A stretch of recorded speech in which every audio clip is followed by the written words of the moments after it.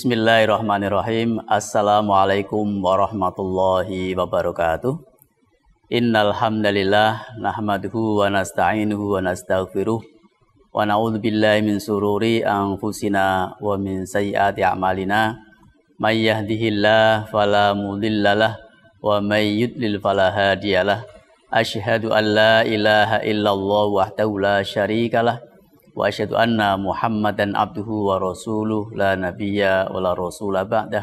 Allahumma salli wa sallim ala nabiyyina Muhammad wa ala alihi wa ashabihi ajma'in. Bapak Ibu dan saudara sekalian yang dirahmati Allah Subhanahu wa taala, puji syukur mari kita persembahkan kepada Allah Subhanahu wa taala. Alhamdulillah, Allah memberikan sekian banyak nikmat kepada kita, baik yang kita minta atau yang tidak kita minta. Ternyata kita mendapatkan itu semuanya, dan untuk wajib bagi kita sebagai hambanya untuk bersyukur kepadanya. Sebagaimana di dalam firman Allah Subhanahu wa taala di dalam surat Ibrahim ayat 7. A'udzu billahi minasy syaithanir rajim. Wa idh ta'adzana rabbukum la in syakartum la azidannakum wa la in kafartum inna 'adzabi lasyadid. Ayat ini secara ringkas ada salah satu yang menjelaskan terkait dengan perintah kita bersyukur. La in syakartum la azidannakum. Jika kalian mensyukuri nikmat Allah, ternyata Allah akan menambah. Untuk itu semakin kita bersyukur kepada Allah, pemberian Allah kita terima dengan lapang dada, kemudian terbuka, dan juga kita mau berbagi juga. Maka itu salah satu bentuk kita bersyukur kepada Allah, karena tahaddus bin nikmah itu juga menjadi penting. Salam dan salam mari kita sampaikan kepada junjungan kita Nabi Agung Muhammad sallallahu alaihi wasallam, yang senantiasa menuntun kita, kemudian senantiasa memberikan contoh teladan kepada kita. Dari yang paling kecil sampai yang paling besar, semua ada contoh di dalam diri beliau.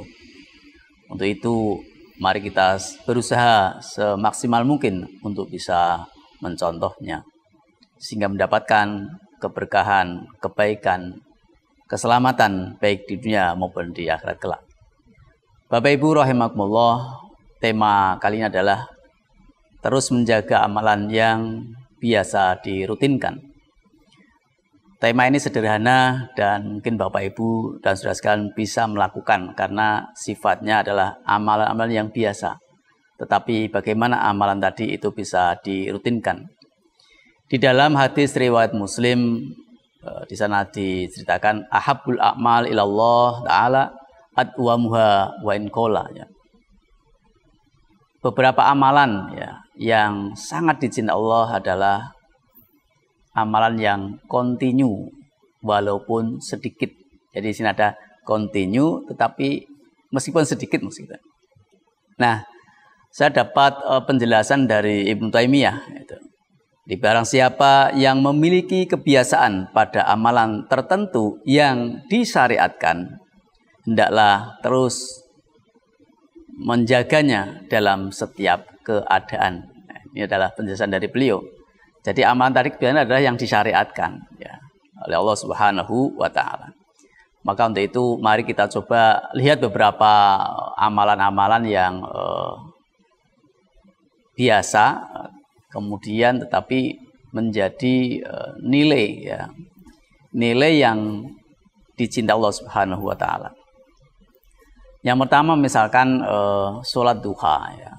Kelihatannya 2 rakaat, tetapi sholat duha ini dapat mengganti atau sebagai sedekah tubuh kita ya, atau sendi-sendi kita ya. Karena setiap sendi yang sekian banyak itu ternyata harus ada sedekahnya, tetapi bisa diganti dengan 2 rakaat sholat duha. Nah, belum yang lain, bahwa hikmah dari duha itu masih banyak juga yang akan bisa dilihat fadilahnya. Itu yang pertama. Maka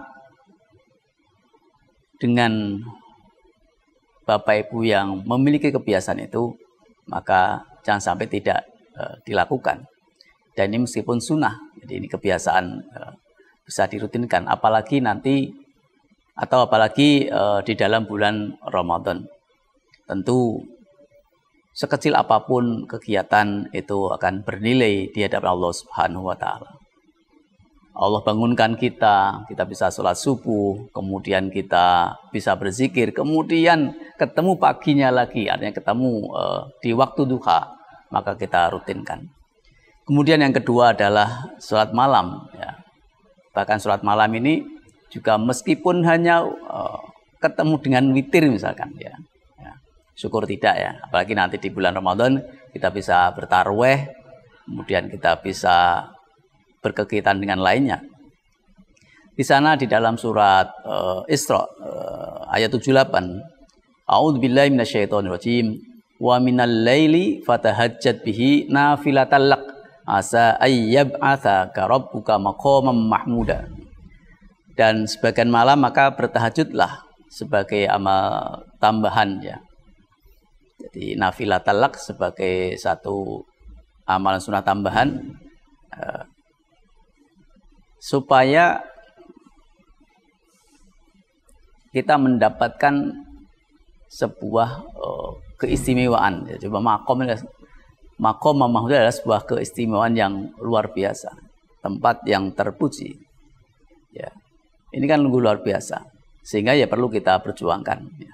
Tetapi bagi Bapak Ibu yang sudah melaksanakan ini, maka rutin itu menjadi baik, sehingga nanti menjadi amalan-amalan sunnah, tetapi Allah mencintainya. Gitu. Allah mencintainya. Nah, sehingga di bulan Ramadan itu menjadi bulan di mana kita akan mendapatkan sebuah tarbiyah, sebuah pendidikan, sebuah ya, bahasanya adalah kita panen, ya, panen pahala. Gitu. Nah, untuk itu nanti di pasca Ramadan kita pun supaya bisa melaksanakan yang namanya rutin tadi.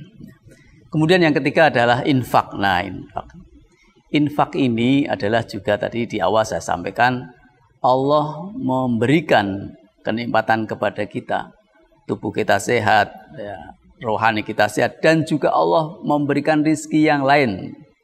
Allah memberikan materi kepada kita.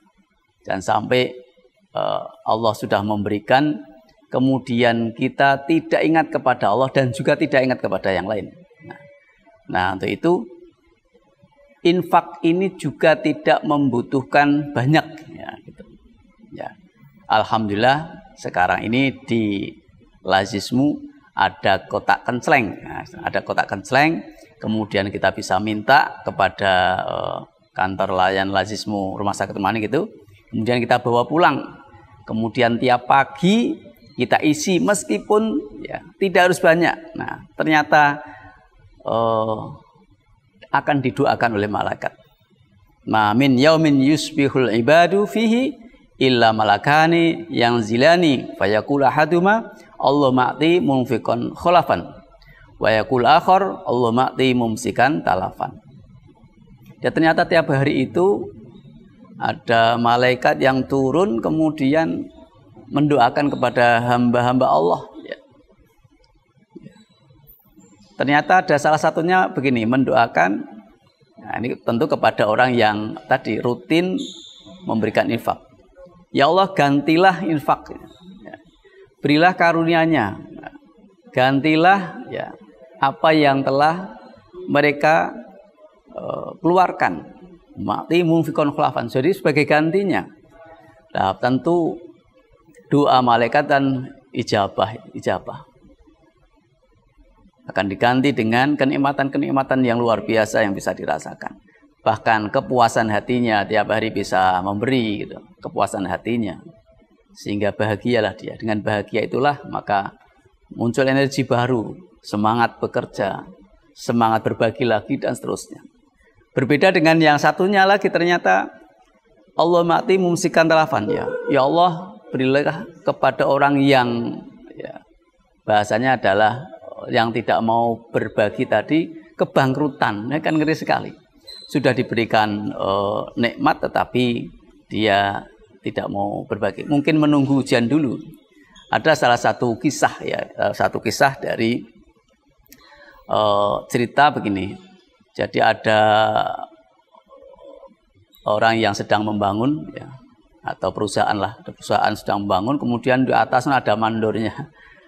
Nah, kemudian bawahnya itu, bawah di bagian lantai itu ada tukangnya gitu.